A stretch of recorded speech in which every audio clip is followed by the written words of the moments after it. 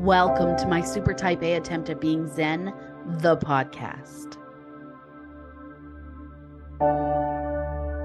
My name is Risha York, and I will be your host.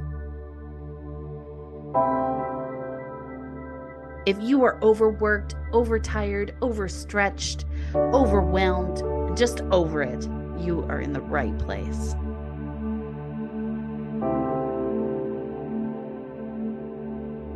We like to say we are currently working towards Zen-ish. I'm thrilled that you've joined us. Let's see who will be supporting us on our path to Zen today.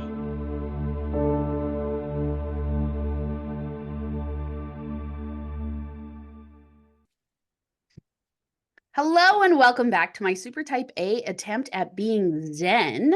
Today we have a really exciting guest. This is Janelle Nimer. I'm going to give her a moment to introduce herself, but she is going to talk to us today about how animals can help bring us a little bit more peace in our lives. And I am very excited to have her. Welcome, Janelle. Hi, I'm Dr. Janelle Nimer. I'm a licensed clinical social worker, and I have a clinic in Salt Lake City, Utah, where we incorporate dogs and horses into trauma therapy. And then I also do some research with the University of Utah. That's awesome. And we have a connection because my mother actually trained with you and you guys did your PhD together. Is that right? Yeah. Bananas.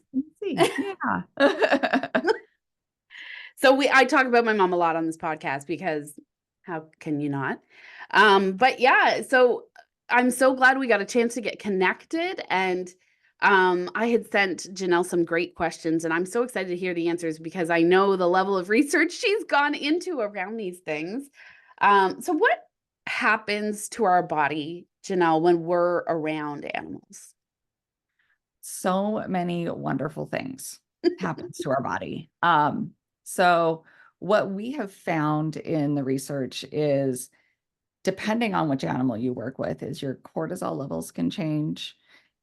Even different parts of your brain can change. So some of the equine research that's come out recently is your gray matter can change. Wow. Or the cadat part of your brain can change just spending time with horses. Or your mom's research showed really specifically that cortisol level. Yeah. And oxytocin, which is the love hormone, changes. Yeah. So that unconditional love that we feel from our animals, even our love with them changes. Right. And we build that love with each other. Yeah, So it's incredible how you can feel that immediately. We had, a small window in our house where we didn't really have a fuzzy pet to snuggle.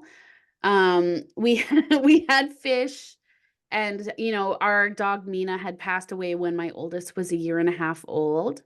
And I was like, I'm gutted. Like, she was like our firstborn. I can't replace her. She's irreplaceable. I need a break. And near the end too, she needed a lot of support, and I had babies, so it was like too much responsibility. But we got pet rats. Actually, my mother bought them for the boys for Fox's birthday, and it did not go well. We got male rats, and they didn't train well. They were very aggressive. So they were just sort of like window pets where you could be like, hi, but not interact. And we got a puppy about 2 weeks ago, and immediately the shift in everybody's behavior in the house was not only obvious, but like I personally felt infinitely more relaxed. Oh, yeah. That's absolutely that. So what we talk about, like the cortisol awakening response, is what just came out with like PTSD veterans and service dogs. And Makes what sense. that is your stress hormone immediately when you wake up, immediately goes down just being around a dog. Right. And so that's what you're talking about, is you feel that everybody's stress went down by just having to be in the house.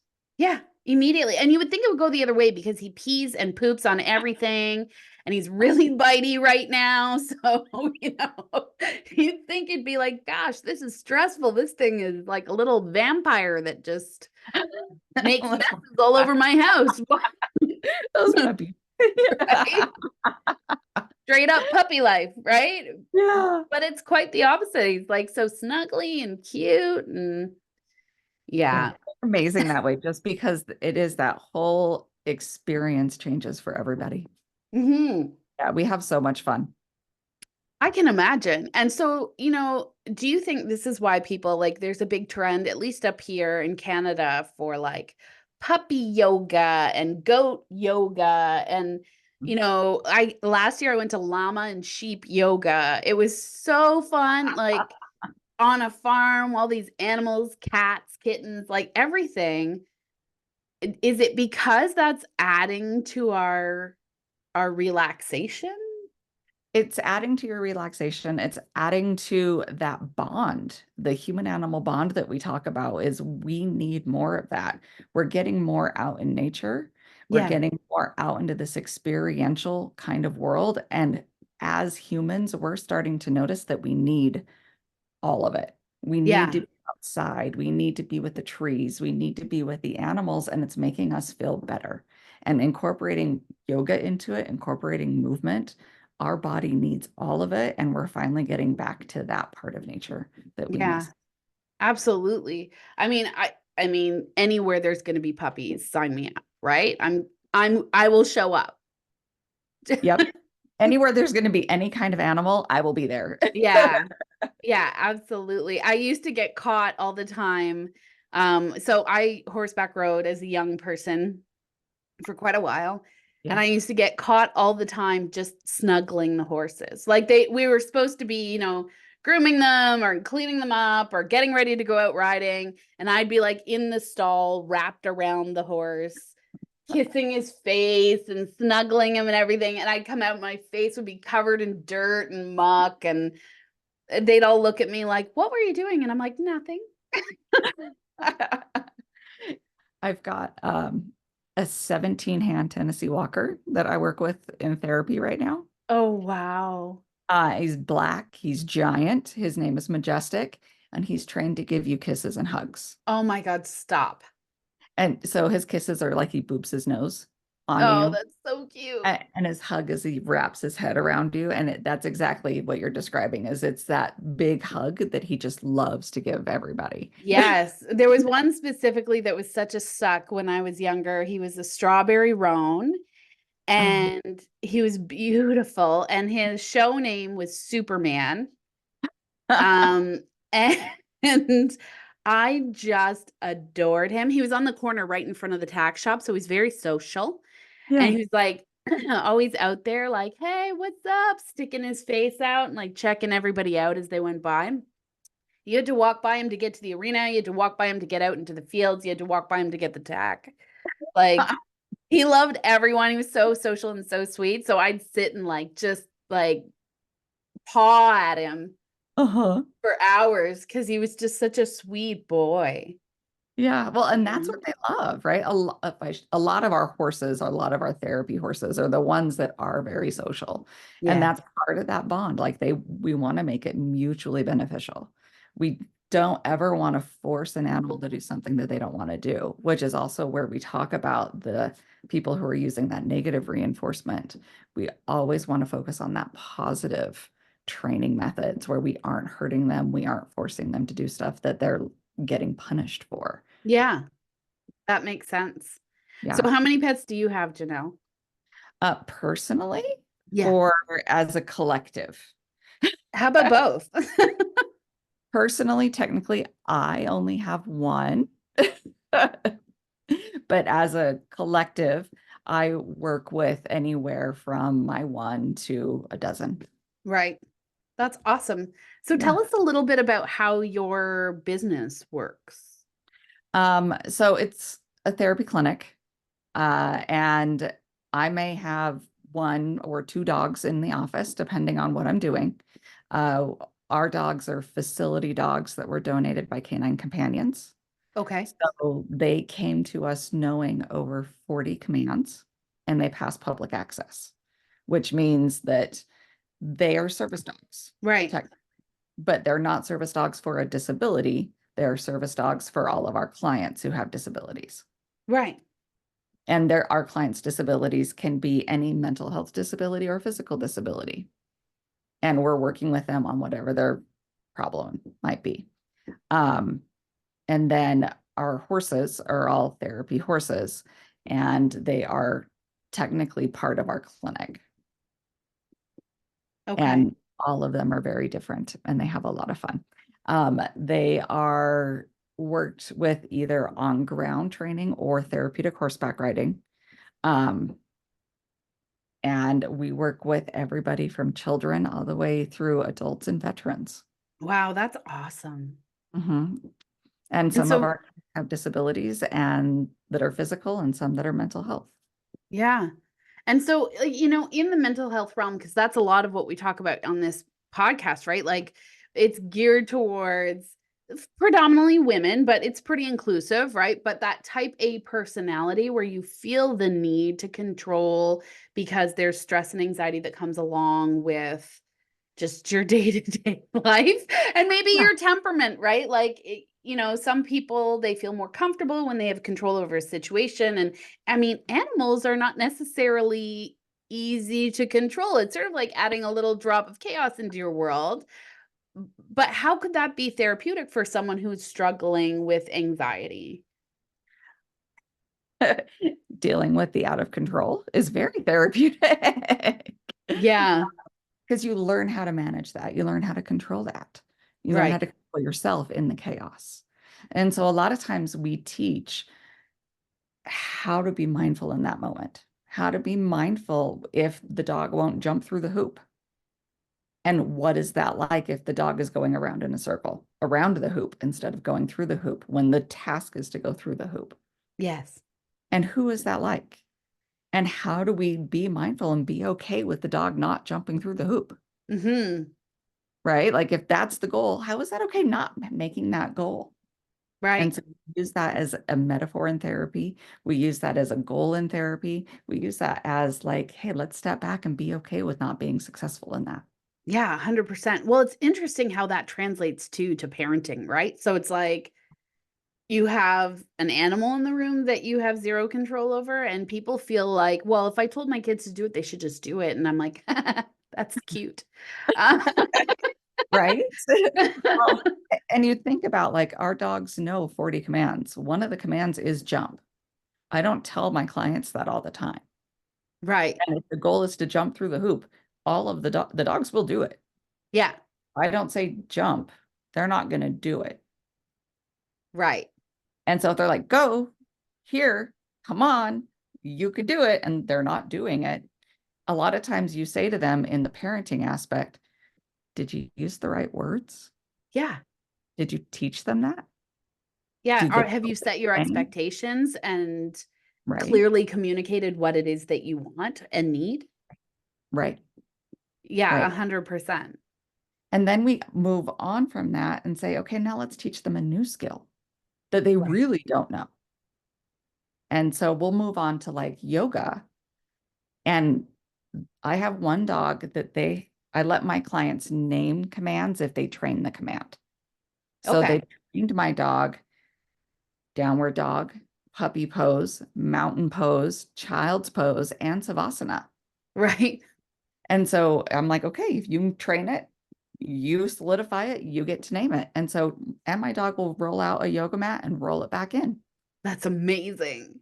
And it's so empowering for my clients that couldn't even get the dog to jump through the hoop, Yeah, I can imagine.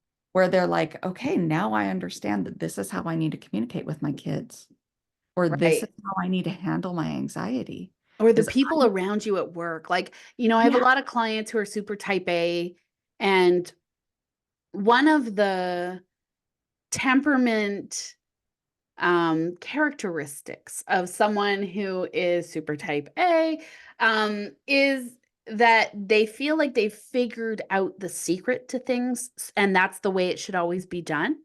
yeah, Right? So it's like, no, no, no, no, no, no. Trust me.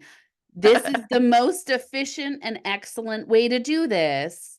yeah, Don't break the mold. This is how we do this. And trying to explain to them, like, there's like 700 ways to get to Albuquerque. Like, You Yeah. don't have to take the train. We can go Yeah. a bunch of different ways to your end goal. And so maybe someone else is doing a different way to get to, and they're like, no, no, right? Like Yeah. they're so set in that space. So having this opportunity to see how their communication and the way in which they're communicating is not landing. Yeah. Exactly. Well, and a lot of that is like with dog training, because if you talk about the command mountain, we named it mountain pose, Right. but other people name it sit pretty. Right. Other people name it many other things. It doesn't matter what you name it. Galaxy also knows over the moon.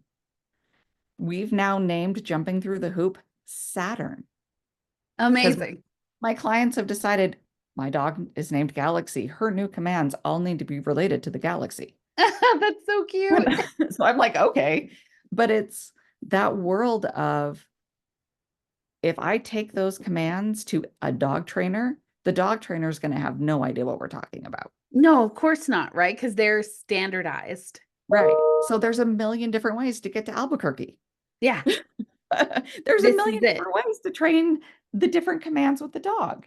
Well, and this is it. Like I find there's also a little bit of an obsession in this temperament of with tradition. So it's like traditionally we would do XYZ. Mhm. Okay, but that doesn't really allow for evolution, right? And so, just like technology, right? If you take that into consideration, like we always did it this way. Okay, but technology evolves at a pace where in one calendar year, we've experienced 2 to 3 calendar years in technology because the pace at which it's being developed is just far exceeds what we've seen in the past, Right. Yeah, right? AI has gone so fast. So fast, right? Yeah. And so similarly, I feel like we're in this renaissance right now where we're talking about our emotions and how we can communicate effectively. And we're seeing it from the younger and younger generations too, how they're being very clear about, well, no, I don't want to work an 80-hour week. I need a balanced life. My mental health is important to me, and I need to focus on that and create boundaries.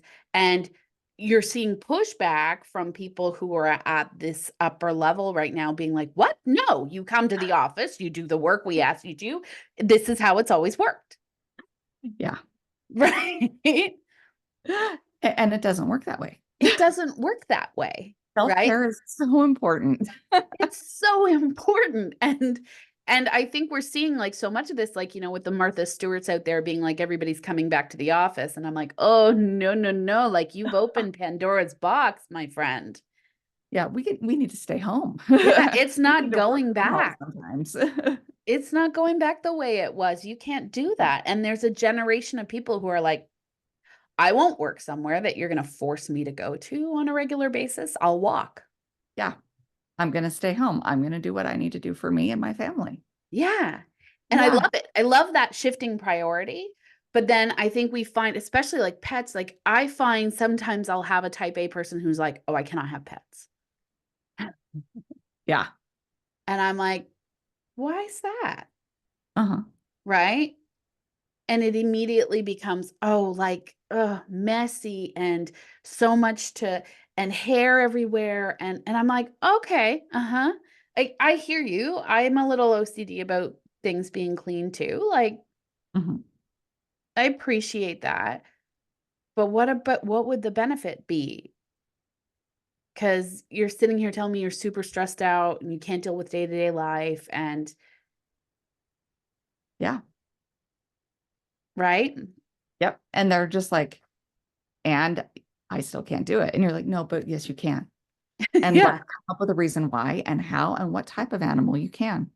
Yeah. Like if And you you have a really, severe allergy, okay. Yeah, but a severe allergy doesn't say that they can't have a bird or a true. fish. Yeah. Like we can talk about, because there is research out there that birds are very helpful. There's research out there that fish is really helpful. Oh yeah, so calming. Like just watching a fish tank And it doesn't even have to be like a saltwater tank or a freshwater tank. You could get a goldfish or a betta fish Yeah. and just watching the bubbles or talking to them. I have a beautiful young client that has taught her betta fish tricks. Come on. Are you serious? Yes, a child, and she is beautiful and lovely. And I just think it's amazing that she's like, oh, yeah, the fish comes up and says hi to me. Oh, I can get the fish to do like backflips. Oh, I can. And I'm like, okay. That's amazing. We have schooling fish and Yeah. um my husband's actually running like he calls it the great experiment where he is growing plants out of the back of the aquarium in this netting Yeah. thing Yeah.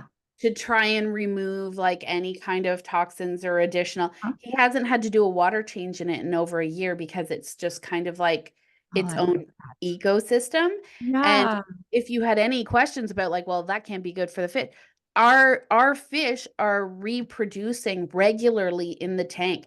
And I mean like egg and live birth, and they're living. I haven't had to buy new fish That's amazing. since he started this experiment. They're Yeah. just creating their own ecosystem. Imagine what would happen if we like planted more trees. Right? Oh, we're getting into some hippie stuff now, Janelle. Like Ah, I feel like your mom is here. she Um, is. but She absolutely is. right, but it's that world, right? Like if we planted more trees, if we could create our own real life ecosystem, I agree. it I would survive agree. better. It's, Heck, I we mean, have Joni more Mitchell animals. nailed it, right? Like Yep. if you pave over everything and create parking lots, that's not going to be very sustainable for us as human beings. Nope. Yeah, it's wild. When we moved to where we are now, and this kind of leads into my next question, which is like, how do animals bring us more peace? Because you talked about what it does to us, like neurochemically, but you know, when we moved here, my husband thought it was so funny. I think in the last house in the Aurelia area we were in, there he saw a heron and he like almost cried because he was just like, "Oh my God, look how beautiful that is." Now one literally lives most of the summer in our backyard. Oh. And last summer there were baby otters playing in the rain in the canal behind my house. It was amazing. Like we were out the window, my kids have their little faces pressed up against the glass, watching them dance in the rain and like jump over each other and climb up on the side of the bank and jump back in. And the mom's trying to wrangle them together. It's so cute. And we joke all the time. It's like living in a National Geographic magazine here, which is just like we're so grateful. But when before we had kids, we would go and sit out back and have our cereal, and we called it breakfast at the cottage, and it just created this like quiet, calming. The ducks would come up with their little ducklings, like wander right in front of you with all these tiny little baby ducks, and the heron would come in for a landing on the canal, and you'd be like, "Oh my God, where are we?" It was just wild, and I have never accused myself of being an outdoorsy human. Like I don't camp. Yeah. I have, but I don't like it. I, I don't either. I get it. Hotels are a thing, but I Hmm. take my horses to hotels, Yeah. ranches. Like it's a thing. You can do that. Yeah. But just being out in that space and interacting with the animals creates such an immediate response. Yeah. And then we built a frog pond out front, and my kids are out there like looking for the frogs and picking up snails and Right? You find all the things. I mean, and that's what this is about. Like you find that mindfulness, you right. find that relaxation. And that's something that you don't find everywhere else is being outside with the animals, being or inside Yeah. with the animals, is you are able to use those grounding techniques that everybody talks about, Yeah. where not even realizing it. Yeah, it Like comes very naturally instead of you having to like mindfully choose that. Right. Because you're just like, oh, look, there's an otter. And there you don't have to think about anything else. Or, oh, there's a frog and let's go play with it. And you don't have to think about anything else. You're If not you're worried. me, you can't think about anything else. Right. Right. Like you're petting the horse like this, right? Like Yeah. you aren't thinking about anything but that horse. Yeah. You're Right. very present. You're very in the moment. Yeah. And that's what it's all about is these animals help us think about nothing else. And Right. then you can take it and transport it to your job. Yeah. And then you can take it and transport it to your life at home with your kids. Yeah. Yeah, it's And so interesting. Like when you think about what goes through your mind when you're snuggling a puppy, it's like, oh, his fur is so soft. Oh, that nose is wet. Like you're very present and you're using all your senses. Like when you talk to people who are dog people and they're like, you got a puppy? Does his toes smell like popcorn? Like it's the first does his breath, question. does he have puppy breath? Right? And they're like, "Oh, I love that little like popcorn," or some people Yeah. like they smell like nachos. And I was like, "Ah, that's so funny." Everybody knows it if Yeah. they're animal people. It's like these ways that you connect through your senses Yep. to that experience because you're so present. Yep. You are so present all the time with the animals.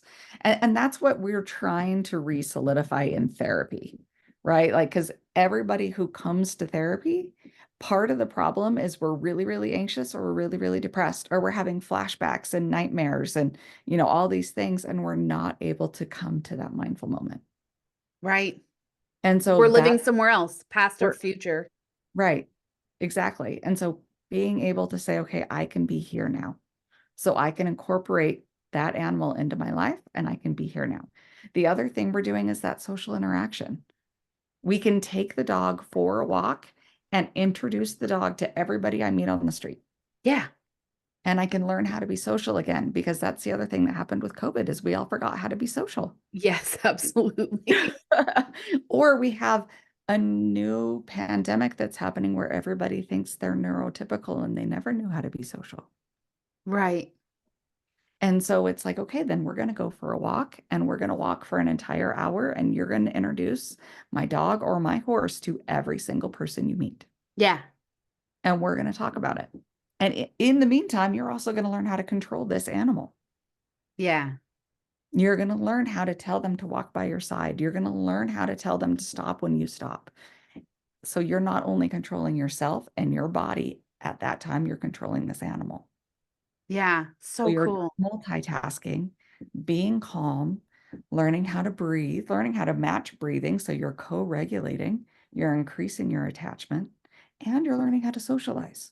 You're Yeah. learning how to make eye contact or learning how to talk to another human. It's amazing. It's so much fun. I bet it's so much fun. I mean, it sounds really rewarding, Yeah, it is. right?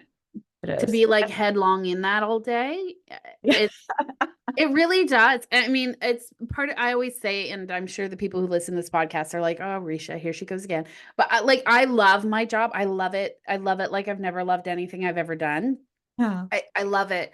And part of it is because I do a lot of like women empowerment stuff and help people learn how to just create more balance and live the life they want to live.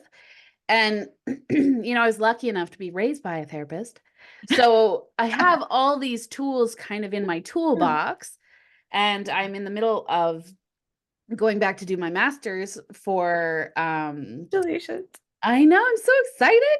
Registered psychotherapy. So I'm very excited about that. And I feel Yeah. like it'll feed back into the work that I'm doing.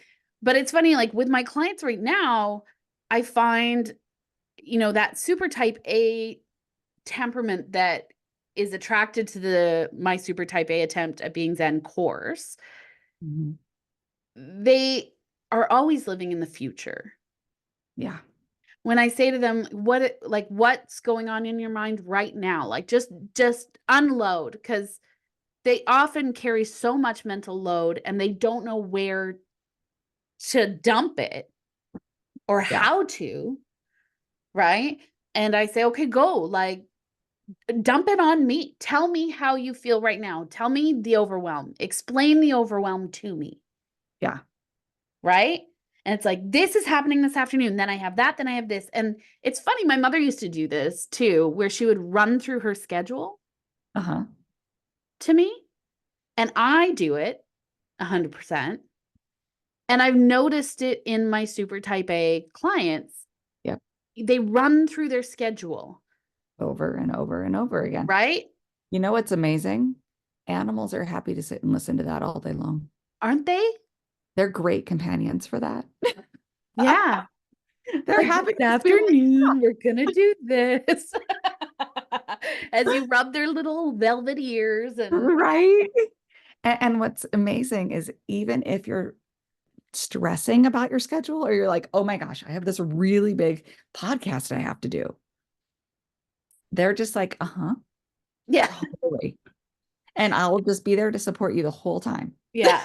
They're like the ultimate being to hold space for you, Yeah. Yeah. And right? they're so happy to be there.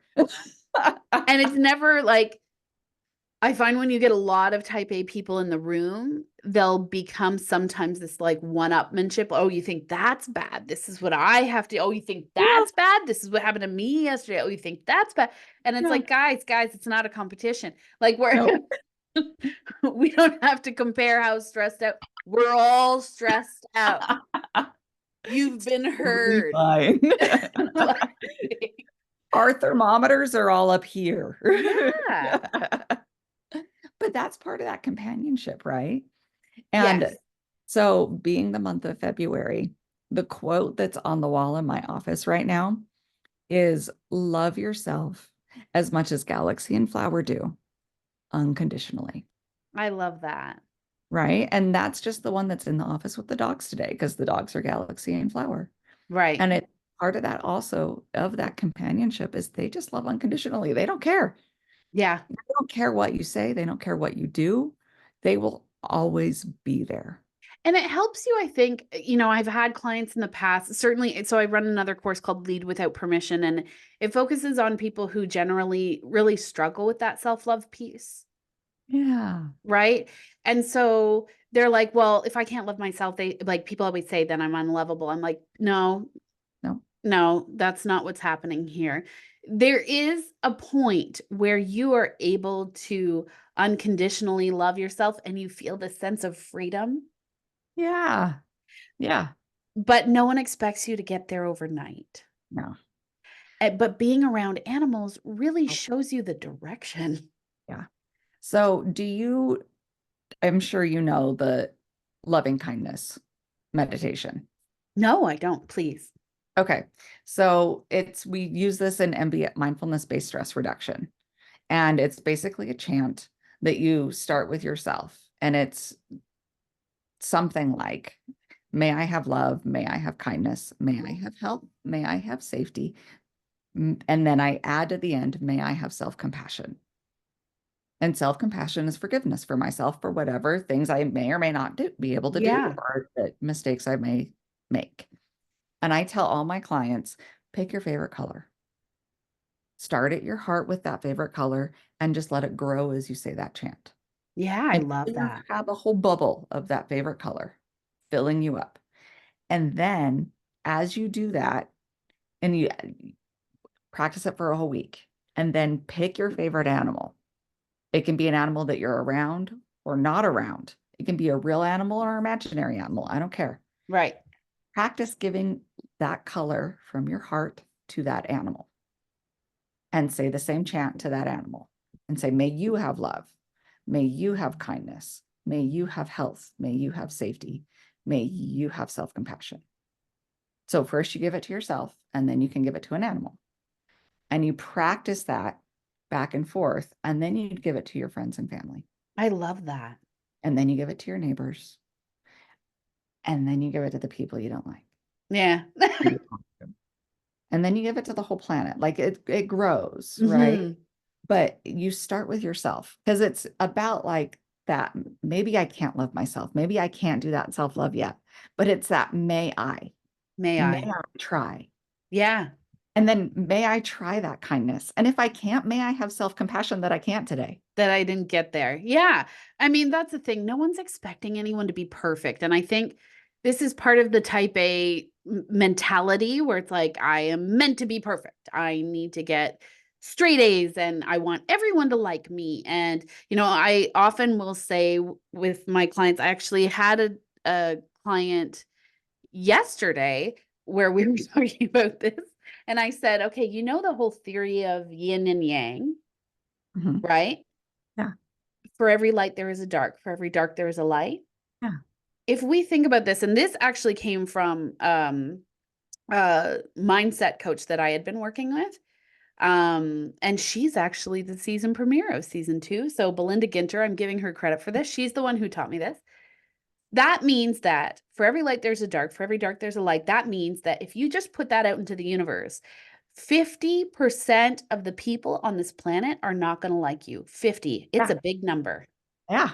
Absolutely. Get comfortable with that number, Yeah. right? Because when you start to think of things in terms of, oh, they don't like, if you're trying to hit 100% perfection, everybody who meets me must love me. Like, honestly, don't do that to yourself. It's awful. And if you have a number like 50% rolling around in your head, Yeah. odds are, if you're a very good person, and you are loving and kind and you are out there in the world to do good, you're probably averaging more than 50%. So there'll be one person once in a while who Yeah. doesn't like you, and you're just going to let it roll off your back because you're going to say 50%. Right. And that's okay. That's okay. Yeah. I don't need to be liked to love Nope. myself. Nope. Not necessary, right?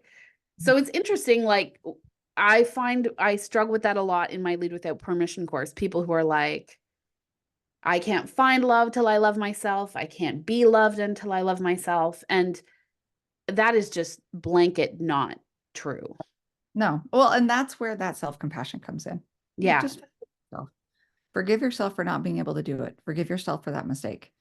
Forgive yourself for waking up late. Forgive yourself for making it to work late or not getting that project done. Yeah. Like it's totally okay. We have to stop expecting perfection from ourselves, I think.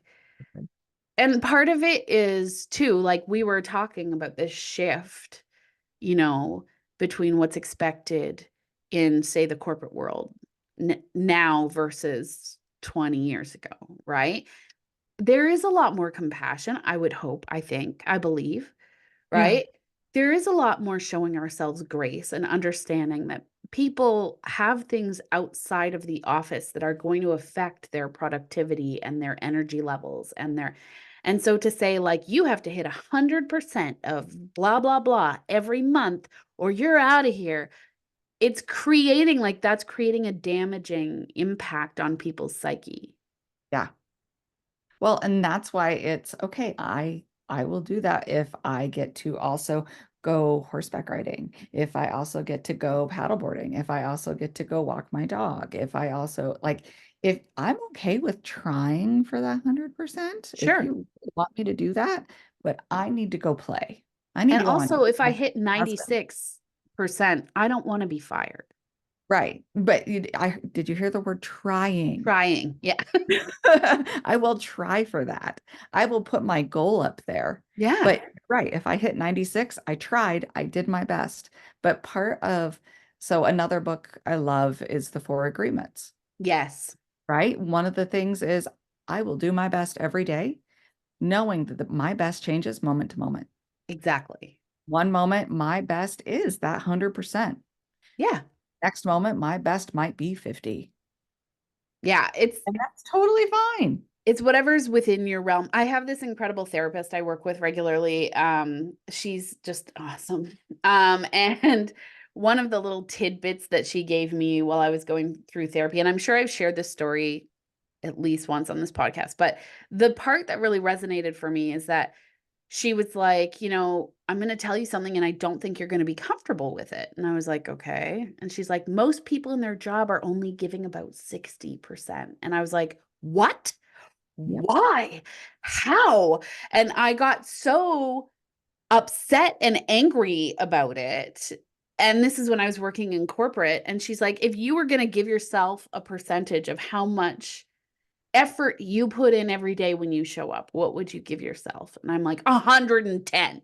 Like, I show up ready to go, ready to work, like doing my absolute best all the time.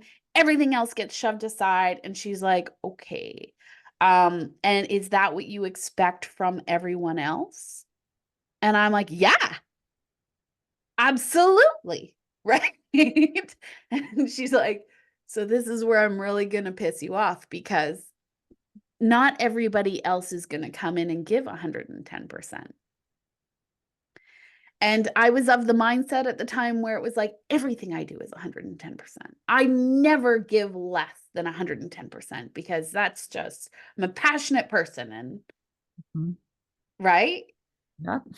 That's not sustainable. Nope. Right? You're going to get burned out and you're going to hate your coworkers. Yes.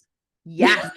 Because you're going And to see them not doing that and you're going to feel like really upset about it. yeah, like very, what's the word I'm looking for? Resentful. Yeah. Right? Because you put in all this time and also as someone who's super type A, we gather responsibilities. So, Yep. oh, you can't do that. I'll do it. I'm great at that. Oh, you need help? I'll help. I can totally show you the right way to do it. And so we gather all these responsibilities, overload ourselves, overwork ourselves, overwhelm ourselves, and then we have no outlet. We have nothing. Absolutely nothing. Right? And then we're burnt out and depressed and anxious and freaking out, and we don't know how we got here. Right. And it's over. Like you're done and you're like, okay, I have to quit. Yeah, and you're I like, have to I got to quit. walk away. And this is where we're seeing especially women, right? Because not only are we doing all of that at work, we're doing all of that at home and we're doing that with our children and we're doing all of that in everything we do on top of carrying this out of control mental load. Yep. And we never get a break from it. This has been part one with Dr. Janelle Nimer. Please do join us for part two, where we talk even more about those furry, fuzzy animals that bring us so much joy and the peace that they can bring to our lives. Thank you for listening. Like and subscribe to our channel wherever you listen to podcasts. Visit www.yorkmotivational.com for more information on my super type A attempt at being Zen, the coaching program, Lead Without Permission, or visit our contact page to reach out to Risha.